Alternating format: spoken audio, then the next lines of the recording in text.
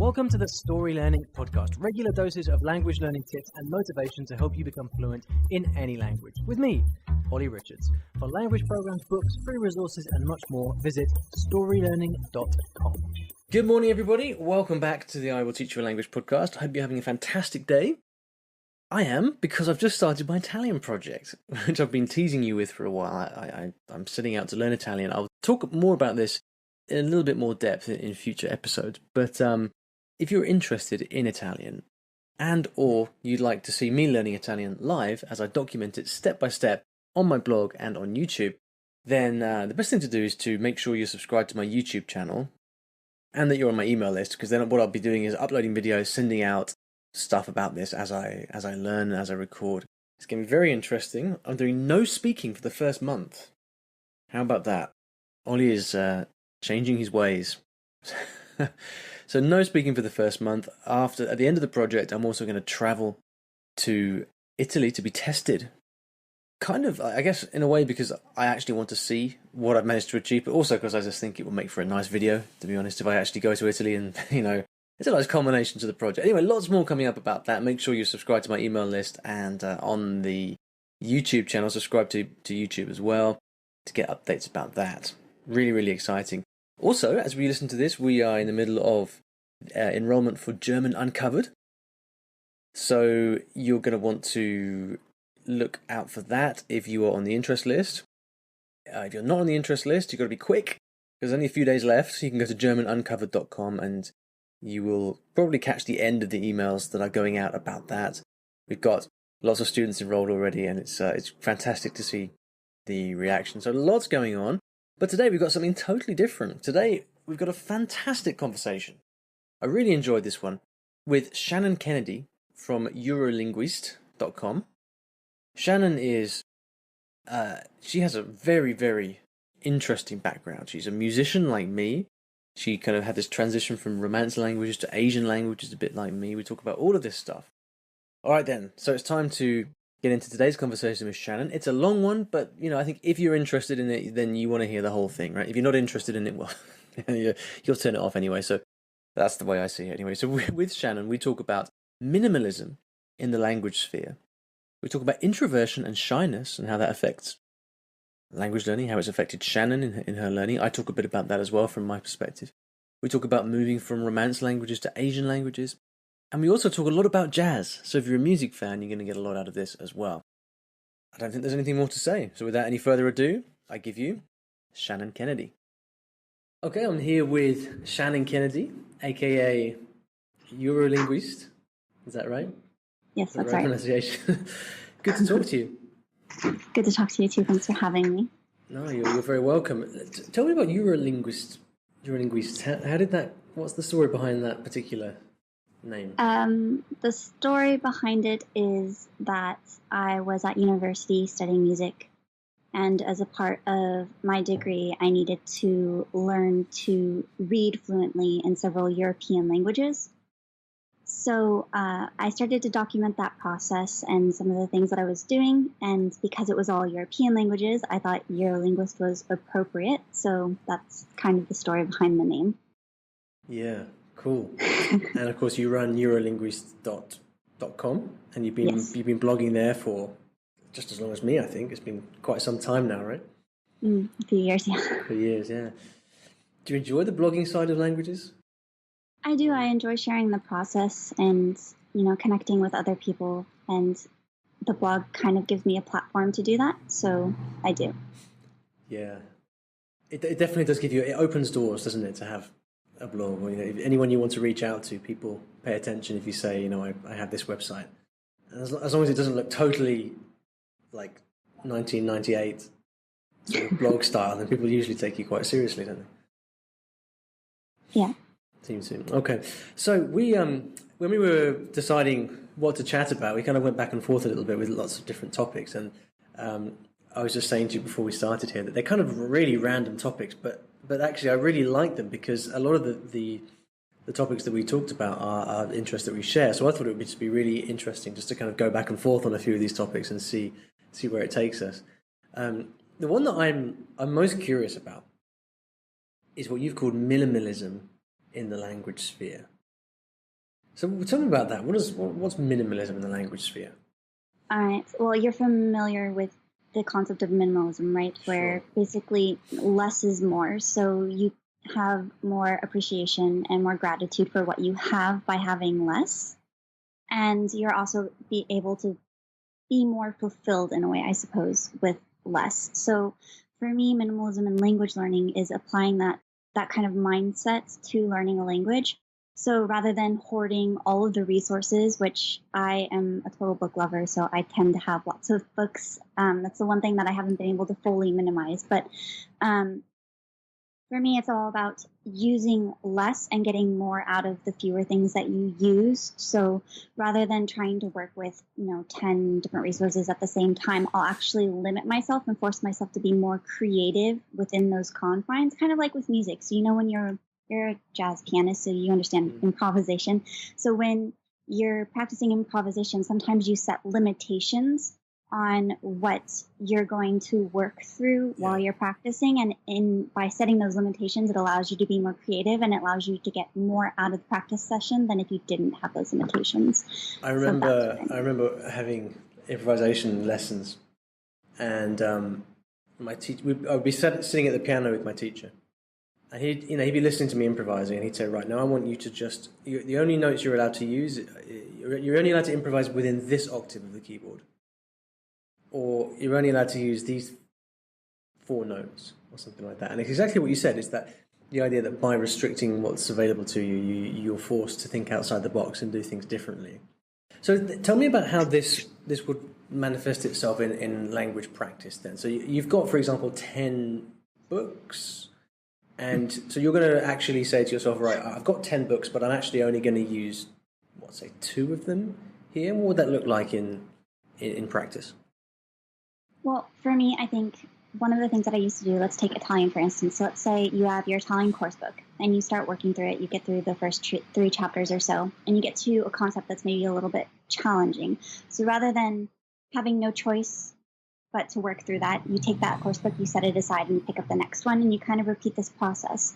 So rather than really going deep with the language and getting to that next step, you keep kind of hovering in the same area. So you learn horizontally rather than learning vertically, so you don't really move forward with the language. Whereas if you limit yourself to a certain number of resources, you have no choice but to take that next step, to tackle that next chapter, even if you find it a little bit challenging or a little bit intimidating.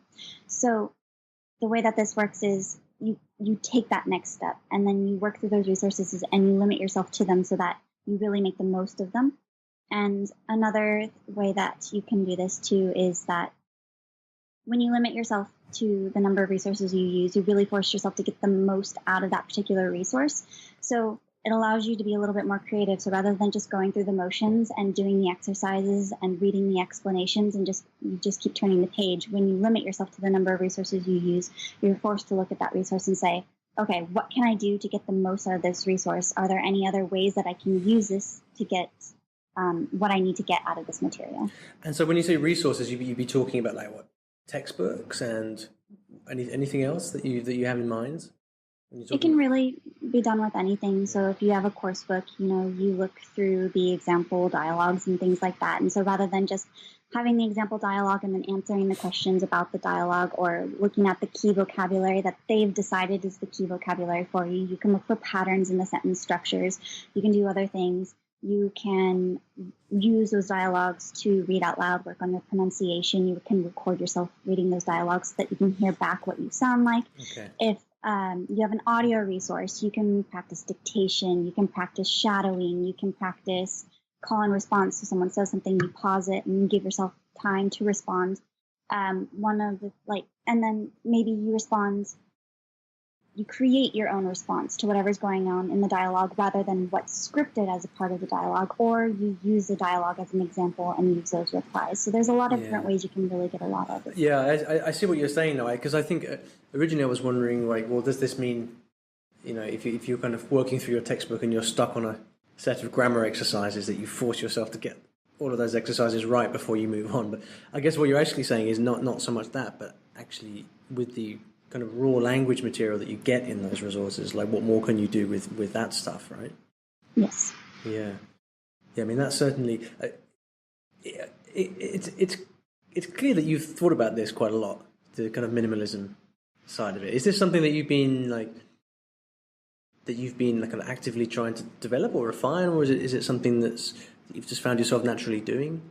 I think it's something that came naturally out of trying to apply the minimalist concepts to other aspects of my life. So when I'm going through my physical possessions or digital possessions in a way, and I'm trying to get rid of things. So is this essential? Is this not essential? Do I really need this?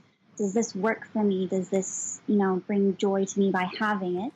So when I'm going through those things and I'm getting rid of stuff, naturally my language resources, whether that's bookmarks, in my internet browser, or if it's actual physical textbooks or actual, audio in my iTunes library, by reducing, I'm forced to, I keep using the word forced today, sorry.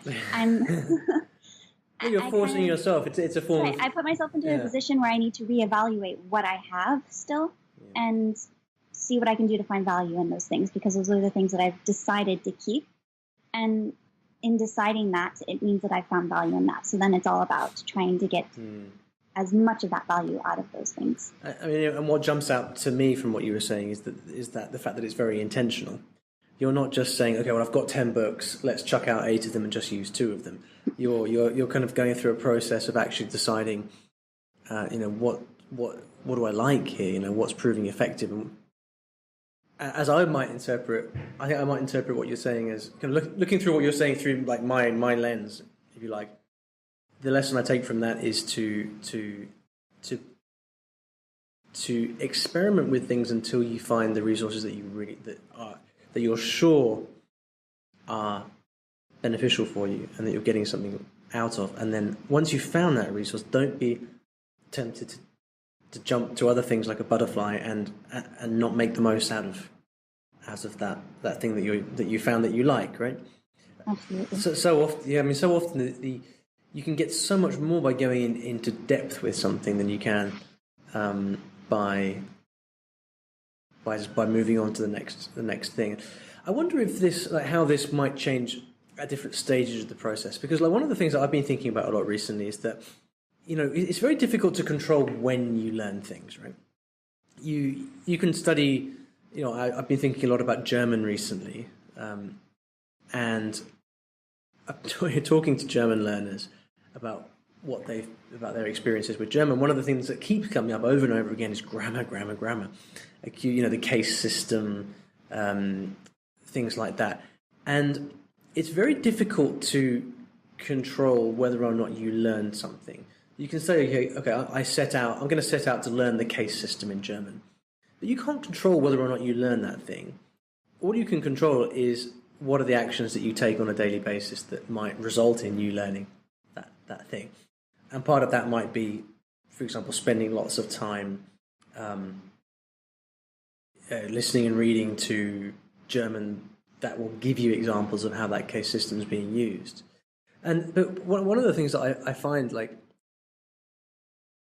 with this is sometimes it can be very, very, like, that balance between when to move on and when to stick is a difficult one. It's a difficult call, because on the one hand, like I said, you've got to go deep with something to get the most out of it. And for me, like, the easiest way to do that is through lots of repetition once you've got a good resource, it's lots and lots of repetition to make sure that you get the most out of it. But by the same, on the other hand, you've also got to move on to lots of different things, because unless you actually do listen to, or unless you do expose yourself to lots of different material in the language, you're never going to get anywhere. You're never going to make any progress. So I find myself kind of in these two camps at the moment with this question, and I'm not totally sure where I come down on. I think it's probably a bit of both.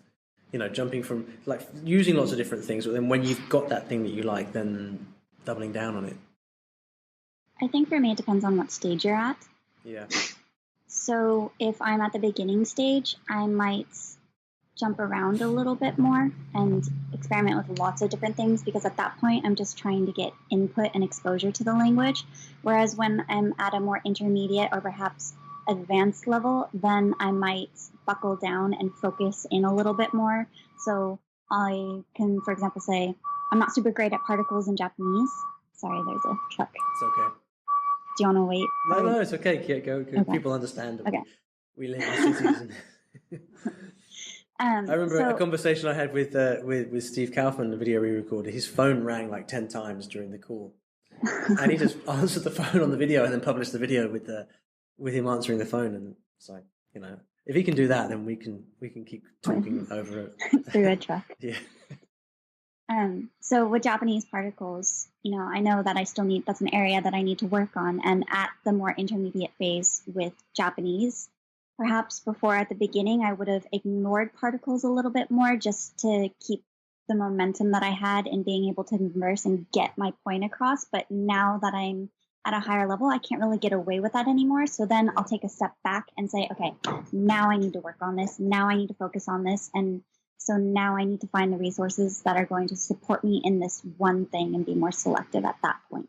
How have you found anything particularly useful for the Japanese particle question? Because it's a tough one, isn't it? So the difference between nantoka nantoka toyu koto o toyu koto ga toyu koto wa, it's very fine, and it depends so much on the context of everything that's going on. Have you found anything that's been helpful with that? Helpful practice, honestly. Writing sentences, getting them corrected by native speakers, doing lots of videos and getting corrections on those as well. For that, I would have to say that production in the language is the most helpful thing, because when you're trying to use them, it creates a really good learning opportunity for you, because one, you're forcing yourself to think about it in a way that's more active than just kind of reading through things, or trying to memorize rules, because you can memorize rules and know the rules, but when you're actually doing it in practice, it's a completely different story. And again, I'm going to relate back to music because I know you get it. So when you're studying improvisation, you can study chords and you can study like 2-5-1, and you know that it goes in that particular order, or you can study rhythm changes, and in principle you understand that the way that it works. But when you actually go to sit down and improvise, it's a completely different experience than understanding the theory and actually applying it. So I find it's the same for language. So as much reading about particles as I can do, I can say, okay, I understand this, but now I need to take it to the next step and actually use it. And to me, that's just, they're kind of separate, and you have to do both. Sure. They go hand in hand. But so for me, when I'm really trying to master something, I use it. Well, with jazz improvisation, they say that you practice in order to be able to forget about that practice when you come to play. So you practice chord progressions and improvisation, so that when you actually come and sit down to play, you can just do whatever you want. And it's like that common misinterpretation about jazz. People look at jazz musicians and they think, okay, well, he's just playing what he feels, man. He's just like, he's just. Everything he's playing is based on feeling, and what they don't see is all the practice. And it does look like that, right? It looks like some guy standing there improvising a solo on the tenor, and it looks like he's just because he is there, he's very much in the moment, responding to everyone else in the group. But what they don't see is all the hours that he spent practicing different substitutions over rhythm changes or whatever, so that he's got the facility to do that freely. And I guess it's the same. Mistakes are part of that, aren't they? I mean, there are some fantastic examples of some of my favorite jazz solos are where you get someone who makes a sort of real clanger of a mistake in the middle of an improvisation, but he acknowledges that, and he kind of plays around with it and makes it a feature of the solo, and it becomes a feature of the personality of that soloist and that improvisation. And it's really great it's much better to hear that, much more interesting to hear that than some kind of clinical memorized solo or someone that's playing it safe, And I guess with language it's the same, right? So in the particle question, when you actually sit down to have a conversation in Japanese, there's no point you worrying about whether you said ga or and if it's right or wrong. The other person's going to understand you anyway, so it really doesn't matter. Although you kind of have to aim to get it right, don't you? Still, if you never have that intention to get it right, then you're never going to get it. You mentioned videos. You're recording videos and having them corrected. What videos do you record for that? So I basically will pick a topic, whatever I feel like in the moment, or perhaps if I'm participating in like the Ad One challenge and there's maybe something that's kind of decided for me, I'll do that. And so what I'll do is I'll kind of prepare and I'll study vocabulary around the topic and what grammar structures I might need to know. And then when I feel prepared, I sit down, I hit the record button, and I talk about the topic. I try to aim for about 2 minutes. When I'm at the beginning stages, I try to aim for maybe 30 seconds to a minute. And I just publish it, and then I send it to my tutors, and my tutors watch the videos, and then during my next lesson, they walk through the mistakes with me and let me know what I need to work on. How much time do you spend studying languages on a weekly basis? A lot.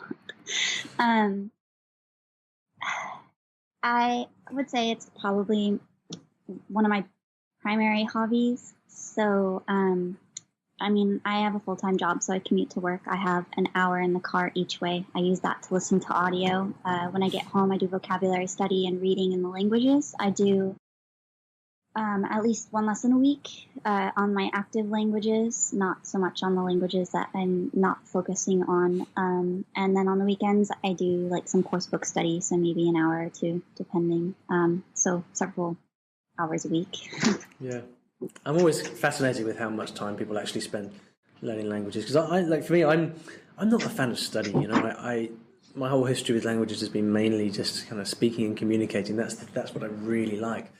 But I found that the harder language, as my sort of language learning habits have changed over the years, I've had to adopt different habits to sort of cater for those. So, you know, something I often talk about is how, like, when I was younger, learning my first languages, in particular, you know, French, Spanish, Portuguese, I had a lot of friends who spoke those languages. I was lucky to live in London, where we have lots of international people, so I could kind of go and hang out with people, be surrounded by those languages, and over time learn to speak them. And it was a very kind of natural process. But more recently, when I've been learning harder languages like Japanese, Cantonese, Arabic, it doesn't really work like that. And I think one of the main reasons is that I can't do what I did before, which is just kind of go out and live in that environment. And I have much less time. And also back at that time, I was a student as well, so I had so much free time. Now I have to really carve out the time that I spend on languages. They're much harder languages that I'm learning. I don't have the environment. So I'm kind of having to reinvent. I feel like I'm having to reinvent my approach to this stuff on an annual basis, or sometimes a monthly basis, depending on what on earth is going on in my life. How have you found that? Because this is my attempt to segue into the next topic, which was the moving from Romance to Asian languages. So did you? I take it you went from Romance to Asian as languages as well, a bit like me. Romance to Slavic to Asian, and then back to Slavic. So how would you characterize that journey then?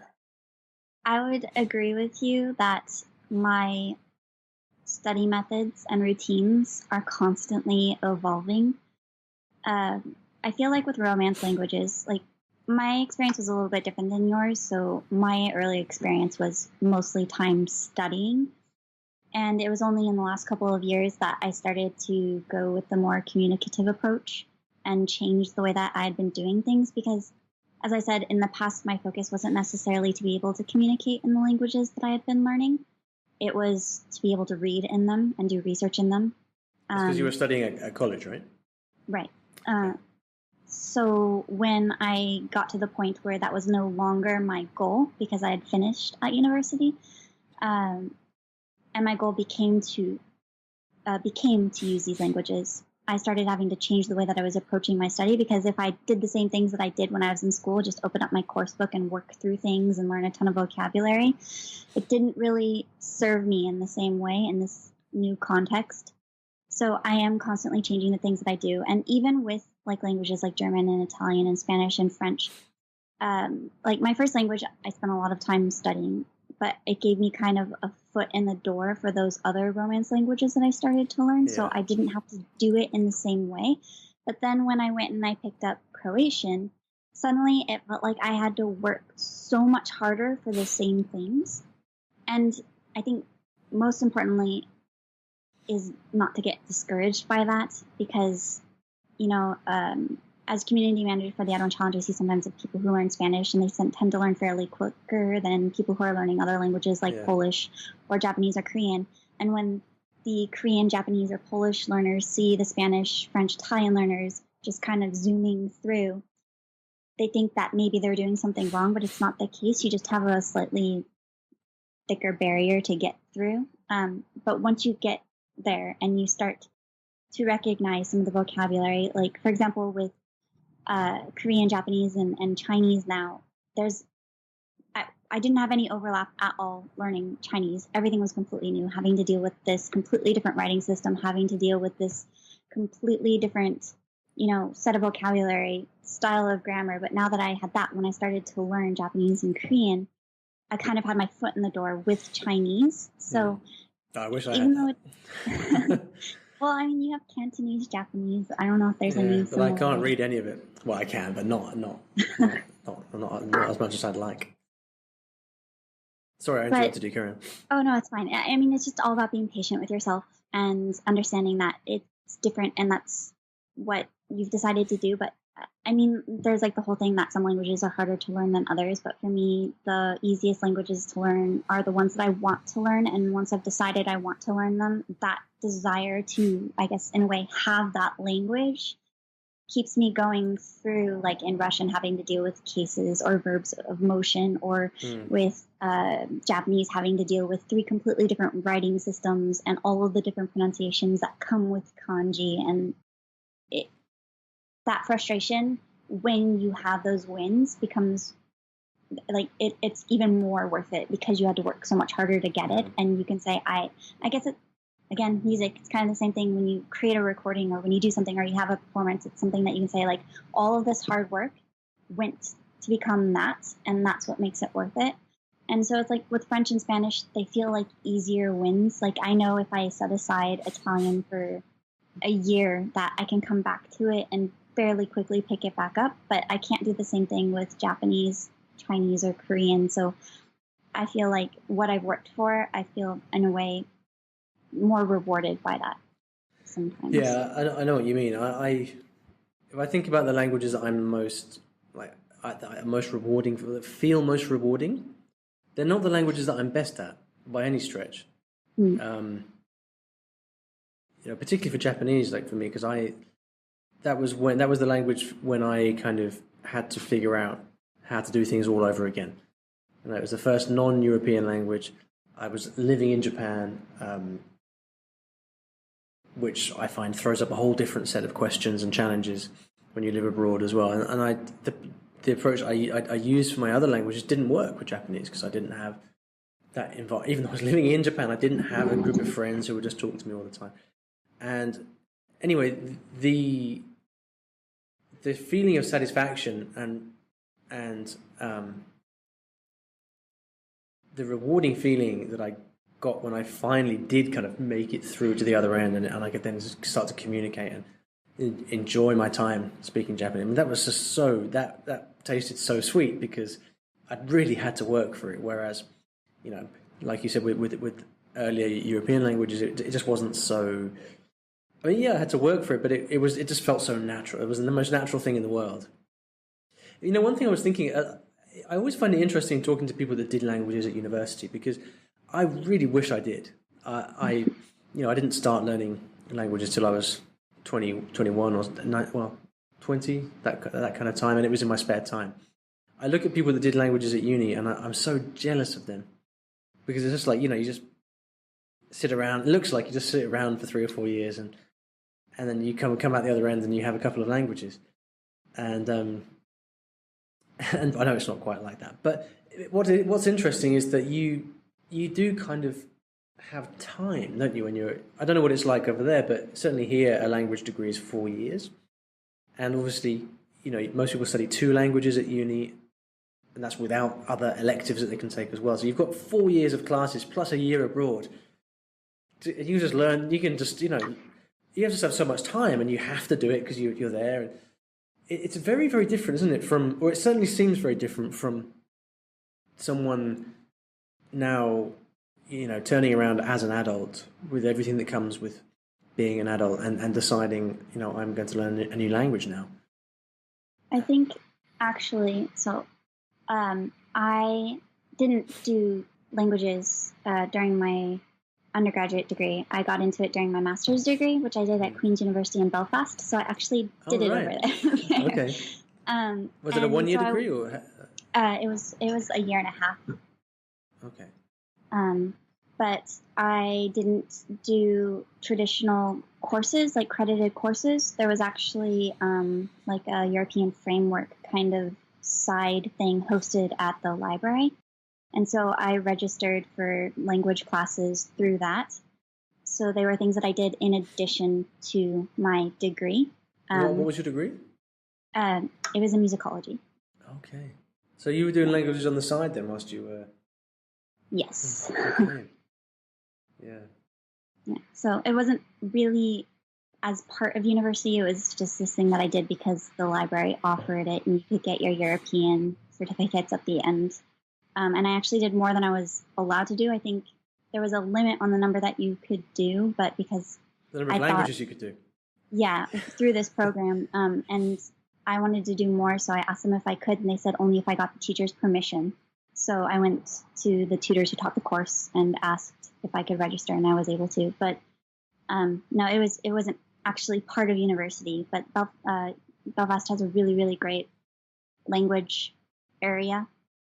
So they have the language program, and they have tutors for a lot of different languages. You get, when you do the class, you get your European Framework Exam certificate at the end of it, and they have this really great section in the library specifically dedicated to languages where you can find all sorts of resources. The first time I had ever seen a Croatian resource was in that library. It was the Teach Yourself Croatian course, and it was just, I think just because of that, that's probably why I got so into it, and then having access. So then, how much time did you have available for languages as opposed to your actual degree time then? I mean, how did that work? Because I mean, I know what it's like doing a master's. It's full on. I mean, I did my master's distance whilst I was working full time, and it was one of the hardest things I've ever done, just from a time management perspective, you know. So, I mean, how did that work? Did you just kind of... I think I spent the majority of the time on my degree, but I did have the advantage of, you know, because I was in Ireland and I was alone except for, you know, some other family that I only visited on occasion. So basically I had, and when you do a master's degree, you don't have a ton of classes. So you have a couple of classes each week. So I basically just used all of my free time to either work on my degree or to study languages. And I didn't really do much else. I probably could have and should have traveled more when I was at university, but I didn't. Free time is it's Parkinson's law, isn't it? When you're doing a master's, it's like, you know, there's always more to do. There's always more reading to do. There's always more you can reference. You know, there's more kind of methodology frameworks you can read about to inform your studies. There's always more you can do. So, I mean, I can imagine you really. I mean, it's never the case that you kind of, you know, you get to like 4 or 5 o'clock in the evening and you think, oh, I'll just kind of relax and do nothing tonight, because there's always more to be done, right? So I guess it always comes back to carving out that time, doesn't it? And prioritizing what you want to do. And of course, like as we see over and over again with people that are successful with languages, you've got to want it, and when you want it, you'll find a way to do it. And if you don't want it badly enough, then there's only so many kind of tips and tricks that are actually going to help you. Tell me about the idea of introversion, because this is something that we've both done stuff about before. One of my most popular podcast episodes, which I couldn't say, maybe I'll look it up as we're speaking, but one of my most popular podcast episodes was on the topic of introversion in language learning. So tell me about that. What's the relationship between introversion and shyness for you, and how have you encountered this phenomenon in your learning? I'm both shy and an introvert. So if you've ever met me in person, I tend to be really quiet and kind of keep to myself. And I usually wait for other people to come up and talk to me. If they don't, I might not go talk to them. Can you define introvert before we go any further? Of course. So an introvert, different definitions of this, don't they? Yeah. An introvert is someone who gets their energy from being alone. So it doesn't mean that they don't like to be social and that they're not social. It's just where they re-energize is that alone time. Whereas an extrovert is someone who gets their energy from being around other people, and they lose their energy by being alone. So in either case, both can be shy. So a shy introvert would be someone who doesn't necessarily feel comfortable talking to people or being outgoing, and they keep to themselves, and they get their energy from being alone. So they find social situations kind of draining and intimidating. A shy extrovert would be someone who enjoys being around other people, but it takes them a little bit of time to warm up to those social situations. So, but once they get into them, they're very comfortable and they get their energy from them. So that's kind of the difference. So either an extrovert or an introvert can be shy, and an extrovert and an introvert can also be outgoing. So an outgoing introvert would be someone who has no problem initiating conversations and being a part of conversations, but they still just find it draining, and they have to kind of have time on their own to re-energize to participate in those social situations once again. I'm really tempted to dive into this definition of introversion and extroversion, because I find it fascinating, because I feel like I'm all over the shop with this. I have characteristics from, most people see me and they consider me an extrovert, but I don't feel, if you actually knew me, I'm not really like that at all. I feel like I can kind of turn it on, and there are certain situations, social situations, where I'm in my element, and others which I hate. And I also need lots of time to recharge. So I find it very confusing, this kind of topic. But I think that's probably a conversation for another day. Tell me about how you said you were a shy introvert. Is that the language you use? Yes. And so what does that mean for you then? Because the obvious implication of that, I guess, would be, well, what's it like for you going out there and practicing your languages with people? Talk to me about that. So initially it meant that I didn't practice my languages at all because I just didn't want to put myself out there. Shyness is something that I wouldn't say you can get over it, but you can build habits and systems that help you overcome it in certain situations. So some of those things would be not trying to do like group events or meetups or things where you're around a lot of people and it might be overwhelming. Instead, finding people that you can build relationships with. So for me, a lot of my language practice is I find exchange partners or tutors that I'm comfortable around. And that's my primary source for practice.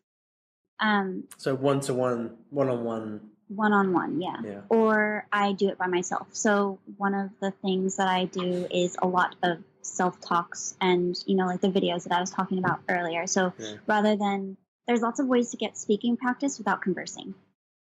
And to what extent do you enjoy speaking languages with other people? I find it incredibly rewarding because for me, again, even though I'm shy and I'm introverted, it doesn't mean that I don't like to be social. I do enjoy engaging with people, and I do enjoy certain social situations.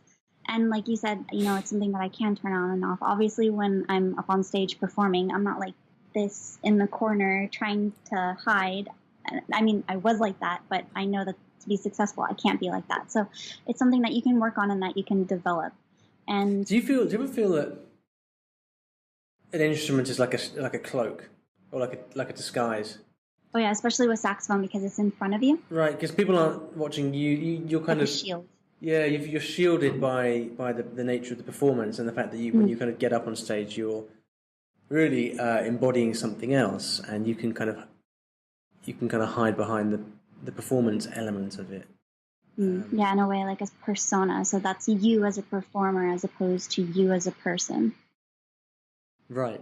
Whereas, because everyone gets nervous before performing. That's part of what it means to be a performer. But, there's be a huge difference for me between, for example, getting up and performing some music and getting up and then having to talk to the audience about whatever. But again, the microphone can be a shield. Yeah, I mean, I remember I have these memories of like doing jazz gigs when I was younger, and I'd love playing, but I'd just be terrified of the bits where I had to go and talk to the audience because I just wouldn't know what to say. And part of that, I think, is also just me never actually thinking, okay, well, actually, I should learn what to say. I should learn how to be an MC in a jazz gig. I kind of feel like I was so young when I was doing all that stuff. I didn't really have that kind of awareness. And there's also a kind of like rather unhelpful attitude among jazz musicians. Not all, but in general, which is like to say, for example, well, it's only the music matters.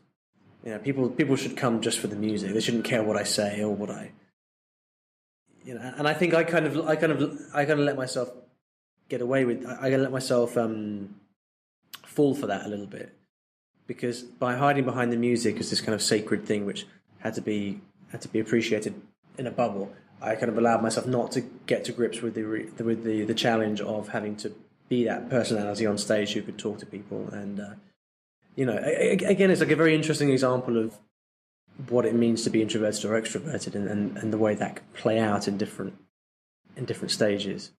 Mm. So, yeah, I mean, I guess I can certainly relate to the bringing it back to language learning, the need to practice your languages with individuals rather than in groups. I've always felt like the kind of advice, the feeling that people have of the need to go and practice with strangers on the street as your kind of badge of honor. I've always felt consider that to be ridiculous, and it's something that I would hate to do. I imagine it's not something that you relish either. No, I've done it, but no, I prefer to do it in a more, I guess in a way, a controlled environment, because when you have an exchange or a tutor, that's what you're going there to do. And so there's this assumption that that's the focus, or I would say unwritten rule. Whereas when you go out on the street, this person that you're talking to has absolutely no obligation to help or respond in the way that you'd like. They're just a person, right? So you might get something like in English, oh yeah, your Chinese is really good, but they refuse to speak to you in Chinese, or they refuse to speak to you in French. And by doing that too, you're also kind of imposing yourself a little bit on the person, because this is just, someone that you perhaps heard speak the language, or that speaks the language. Like if you go to a restaurant and say, okay, I'm going to order my meal in Korean and just use Korean only. I mean, that poor waiter's got other tables of customers and other things that they need to think about. And you're there with your dictionary. Beyond helping you speak Korean. So I think that, kudos to people who can do that and, stick to it and get through those situations. But I feel that for both you and the other person, it's more beneficial if it's a situation where that's more appropriate. It's also a hell of a social cost for relatively little gain, isn't it? I mean, like that, those sort of 30-second interactions. I mean, if you take the view that, well, that all those interactions over time, they add up and they make you fluent or whatever. Well, do they really? I mean, it's very restricted situation, a very limited number of situations, and very limited conversations in their scope. I mean, I think that for me, like the issue there is this kind of fundamental mismatch of intentions. So when we are practicing our languages, we're asking for information. Can you give me directions to this? Can I order this food on them? But our real intention, the intention behind the intention, is to practice our language. And we're going to measure ourselves based on how well we do linguistically. Whereas the person that you're talking to just sees you as another human being that wants something, and then you're kind of going to think, okay, well, that's the level that this conversation is going to play out. It's two human beings interacting about something that is not whether or not you got the present perfect accurate in your verbs, and so I think it's the languages where I'm not confident in, or I'm less confident in, become even harder for me to kind of go up to strangers and talk. Well, it makes me even more self-conscious because I'm more acutely aware of my shortcomings in those languages, right? Whereas with stronger languages, it's not a problem, because I just know that I can talk to that person and have an exchange that's about the thing that I'm asking for. It's not about the languages. I think I understand the intention behind going out and talking to some random stranger on the street, because I think what you might be looking for in that situation is real world context. So not that safe environment of an exchange or a tutoring session. You're trying to get something that's more authentic. Definitely quotations on that. Yeah. It's the intention, yeah. I think, if I were to go up to someone on the street and start talking to them in a language that I heard them speak, I'm expecting them to be really patient of me. And then all of those fears that you have about conversing, like, what happens if I don't understand? What happens if I forget this word? In a real world situation with some stranger, all you're going to do is annoy them. Whereas in a language exchange or a tutoring session, when you don't understand the person, when you forget a word, when you don't know what to say, or when you need to ask for help, that context of that situation gives you those things and lessens those fears and gives you a way to work through those fears. Whereas in the stranger situation, you're doing nothing but setting yourself up to experience those fears in a bad way. Unless you're really prepared for it, I suppose. Yeah.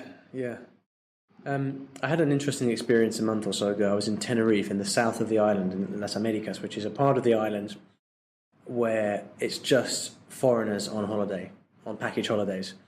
It's not a very nice place. I mean, the place itself is nice, but it's full of drunk British people, especially in the evening. And it's the kind of place that I kind of walk through, and I'm not particularly comfortable sort of being there. And I kind of much prefer the other parts of the island where it's much more Spanish.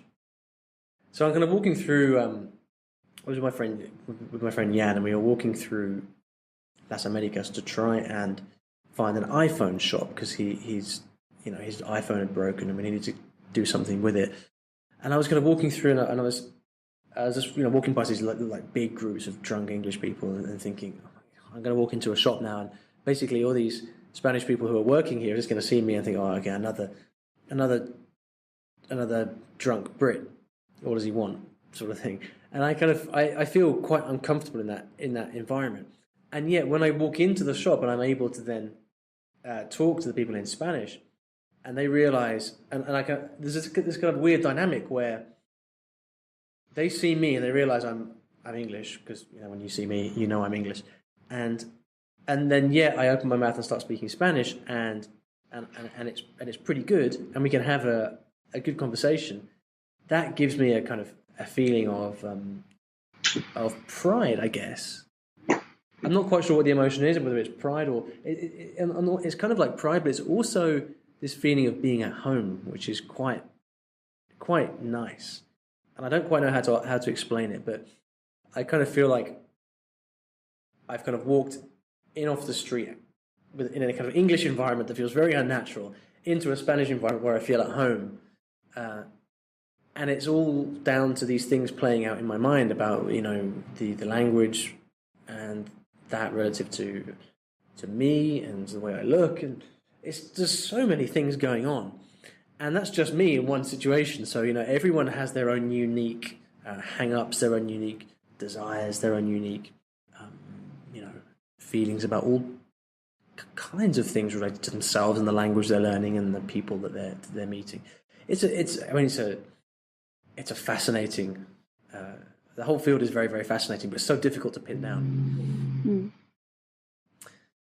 All right. Well, Shannon, it's been really interesting to chat. I'm glad that we covered all of those topics rather than just one, because we've been able to do a tour de force of I guess of the what would you call it? I think there's some of the more interesting aspects of language learning. So, hopefully for those people watching or listening, because this is going to be on YouTube and on the podcast as well, there'll be some stuff to relate. Any extroverts watching this will probably turn it off after 5 minutes. So I looked up the podcast episode about introverts, and it's episode 41. So if anyone wants to go and see that, they can go to iwillteachyourlanguage.com, episode 41. Shannon, where can people go and find out more about you? they can go to eurolinguist.com. It's linguist with an E at the end. It's the French spelling, feminine spelling, I suppose. So it's eurolinguist.com, and on all social networks, I'm also Eurolinguist, except for Twitter, and there I'm Eurolinguist SK. Twitter's a pain, isn't it? If someone's taken your, is that because someone took your handle on Twitter? Or? Yeah, but it actually just became available, so I have it now. Oh, but the right. problem is I've already built everything over the last few years on the other one, so I've yet to sort out how it's going to work. How do you sort that out? Yeah, I don't know. I have no idea. I'll probably keep using the one I've been using. Wonderful. All right, then. Well, listen, thank you very much for for taking the time, and we'll have to do this again sometime. Sounds good. Thanks, Olly. All right, then. Talk to you soon. Soon. Okay, I hope you enjoyed that discussion with Shannon. Again, to connect with Shannon, please go to eurolinguist.com, and she's Eurolinguist all over social media as well, so you can find her there along with her many other activities. To leave a comment for Shannon and I about this episode, you can go to iwillteachyoualanguage.com/episode 266. That's the comment thread for this. That's where you can also watch the YouTube video of this conversation if you like. Although, to be honest, if you've already listened to the whole thing, I don't know why you would do that, but maybe you want to share it with somebody. I don't know. That's it for now. It's been long enough today, so I'll see you back at the next episode. Thanks for listening to today's episode, and here at Story Learning, everything that I do is powered by stories, whether that's writing books, teaching lessons, crafting courses. My mission is to help everyone succeed at learning a new language through the power of story, and we now have comprehensive language courses in over 15 languages, from Spanish to French, Korean to Japanese, and across all levels from beginner to mastery. And you can take a 7-day free trial of any of these programs by visiting storylearning.com/courses. I've poured my heart and soul into creating these courses over the last 10 or so years, and we've helped tens of thousands of new students achieve their dreams of learning a new language, all through the power of story. So go ahead and take a free trial. There's no commitment. You can try out our method for free. See if this can also be the breakthrough for you that it's been for so many other people. storylearning.com/courses.